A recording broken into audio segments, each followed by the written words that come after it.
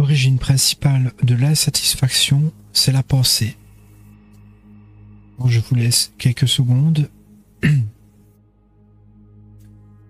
L'origine principale de l'insatisfaction, c'est la pensée.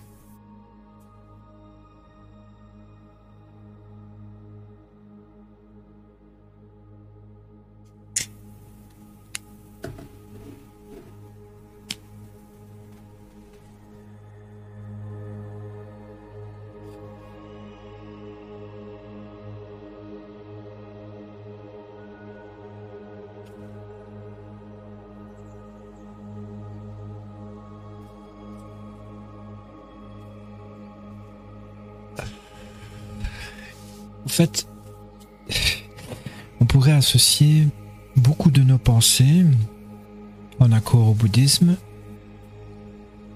Beaucoup de nos pensées seraient associées du désir. En fait, une pensée, les 3/4 de nos pensées, désolé de dire ça comme ça,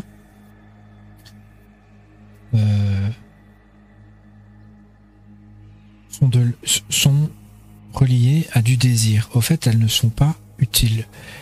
Une grosse majorité, en tout cas, de nos pensées n'est pas utile, n'est pas de l'ordre vital et du besoin. Déjà ça. Au fait, déjà le fait de penser peut provoquer une forme d'insatisfaction. Pourquoi ?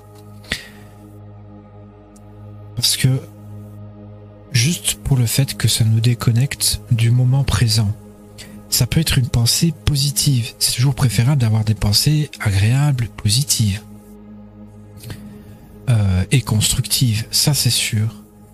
Mais elle sera toujours, entre guillemets, inférieure à la non-pensée. Ne pas penser,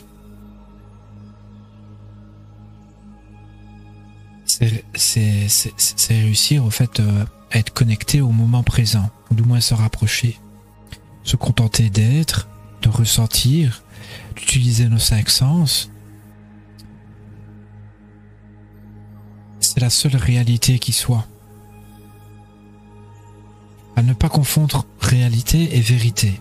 Ce qui se passe dans notre tête, ça peut être vrai, mais ce n'est pas réel. Ça reste de la substance, entre guillemets. Ce sont des émissions d'énergie psychique. Les pensées.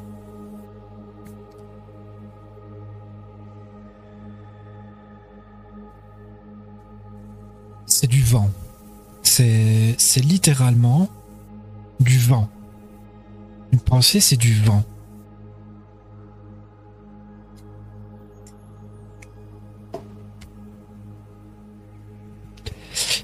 Si l'on doit donner, entre guillemets, une matière, une composition à l'esprit, ça peut être associé. Pour moi, je pense que il y a liquide, solide, gazeux, et il me semble que le terme gazeux, la composition gazeux, c'est ce qui pourrait correspondre le mieux à l'esprit. Enfin, la pensée.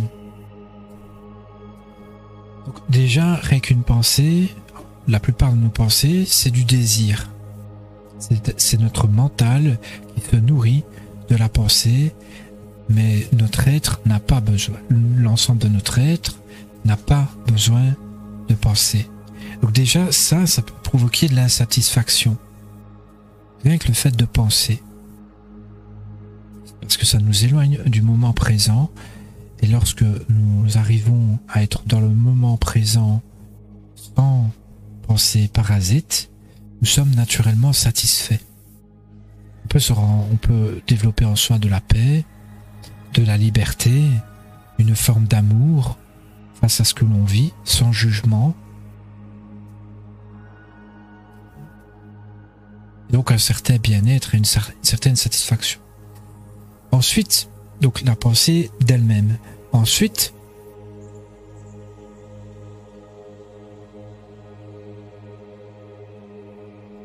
je veux quand même bien souligner qu'il y a également des pensées agréables qui peuvent améliorer notre état d'esprit, notre situation,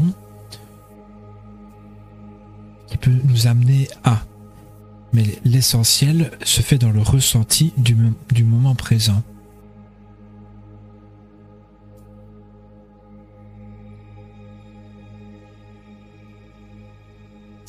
Ensuite, il y a les pensées négatives. Les pensées négatives, ou les pensées de besoin, de manque, les pensées qui jugent, sont là la source principale de l'insatisfaction. Quand on se dit « il me manque ceci, j'aurais dû faire cela, j'aurais pu faire cela, et si j'avais fait ceci, si j'avais fait cela, et si, et si, et si ».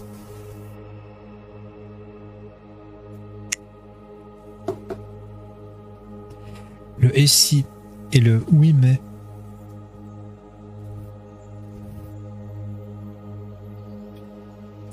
quand on a des remords par rapport à au passé. Ici, on est surtout dans l'ordre du passé. Les remords, regrets.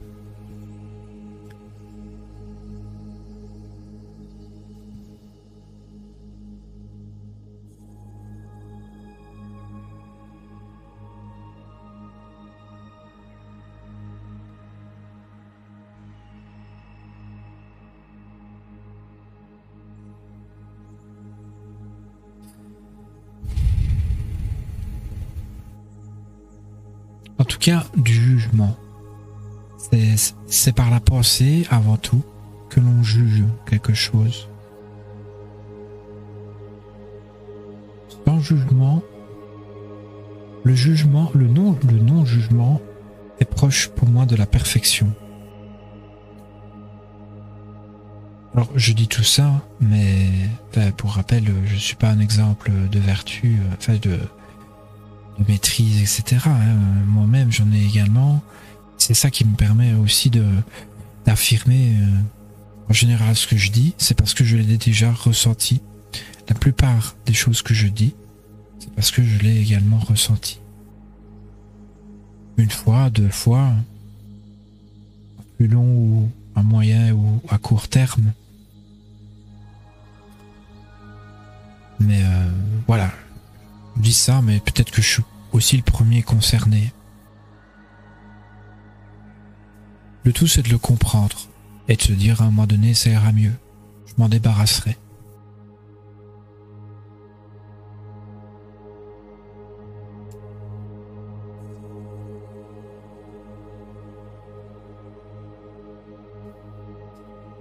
Alors, la pensée, bien sûr, est une origine de bien des choses.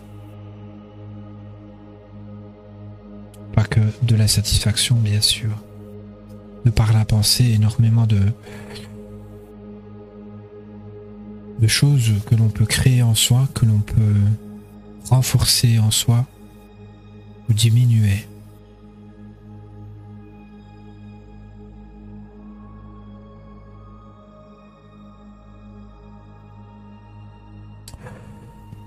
Je pense que c'est tout. Merci de me suivre et à demain ou à bientôt pour une nouvelle lecture.